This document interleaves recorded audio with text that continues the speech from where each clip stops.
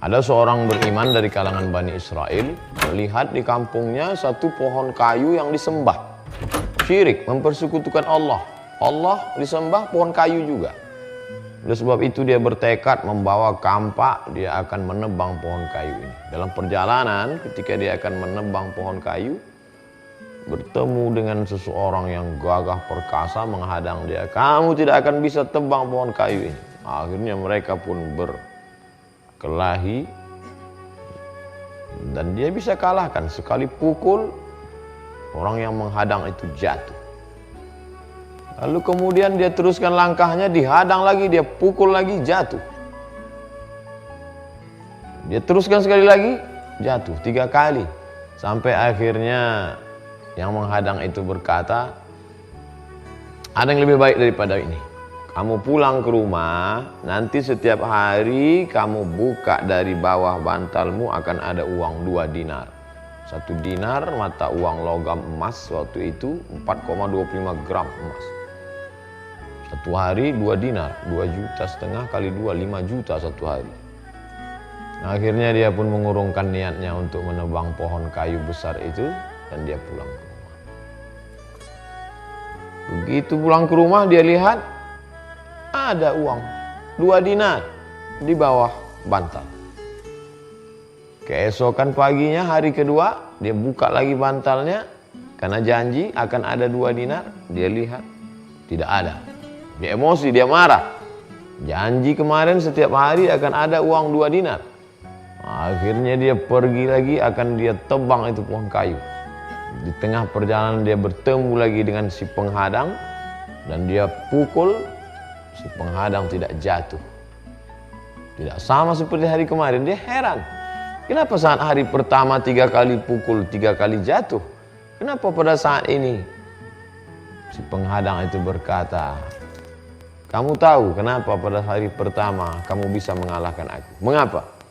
Di hari pertama itu kamu bisa mengalahkan aku karena niatmu tulus, karena Allah tidak bercampur dengan apapun.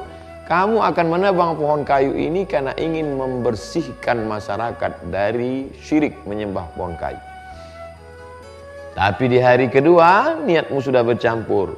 Kenapa kau tidak bisa mengalahkan aku? Karena di hari kedua engkau tidak lagi marah karena Allah, tapi marahmu karena tidak ada uang di bawah bantal. Sudah bercampur dengan materi. Kemarahanmu tidak lagi tulus, murni, ikhlas, tapi karena sudah ada marah karena hawa nafsu. Kamu tahu siapa si penghadang itu? Iblis yang senantiasa menghadang manusia. Begitulah pandainya iblis. Laknatullah alaih. Bagaimana orang baik dengan niat yang baik dirusak dengan materi. Apa pelajaran yang dapat kita ambil? Bahwa selevel setingkat ahli ibadah sekalipun tetap juga ada celah iblis bisa masuk. Dia urungkan niatnya hanya dengan janji akan ada uang 2 dinar. Menguji emas dengan api, bakar itu batu hitam. Ketemu dalam galian tanah hitam, bakar. Bila sudah dibakar, meleleh, hilang hitamnya, memancar kilau cahaya emas, simpan. Tapi kalau dibakar makin hitam, maka dia bukan emas. Dia hanyalah batu biasa saja, campakkan. Menguji orang dengan uang. Ini ahli ibadah gagal dengan ujian materi.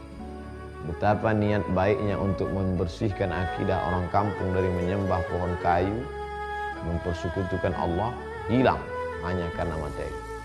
Di hari kedua dia tidak lagi marah karena Allah. Hari pertama marahnya karena orang tidak menyembah Allah. Hari pertama marahnya karena ingin membersihkan akidah umat. Hari pertama marahnya karena ingin agar la ilaha illallah. Tapi di hari kedua marahnya sudah karena tidak ada uang di bawah bantal. Betul. Dalam Al-Quran dikatakan, la atiyannahum min baini aydihim, kata setan diceritakan Allah dalam Al-Quran, akan datang dari depan, wa min khalfihim, dari belakang, wa an aymanihim, dari kanan, wa an syama'ilihim, dari kiri, wa la tajidu aktsarahum syakirin, tidak akan kau dapati kebanyakan umat manusia ini bersyukur. Tapi ada orang-orang yang tidak dapat setan celah pintu masuk. Illa ibadaka minhumul mukhlasin. Kecuali hambamu yang tulus, ikhlas, murni karena Allah. Oleh sebab itu setiap ada pintu celah, pintu setan masuk, tutup dia rapat-rapat. Marah karena Allah, benci karena Allah, sayang karena Allah, cinta karena Allah. Jangan sampai karena yang lain.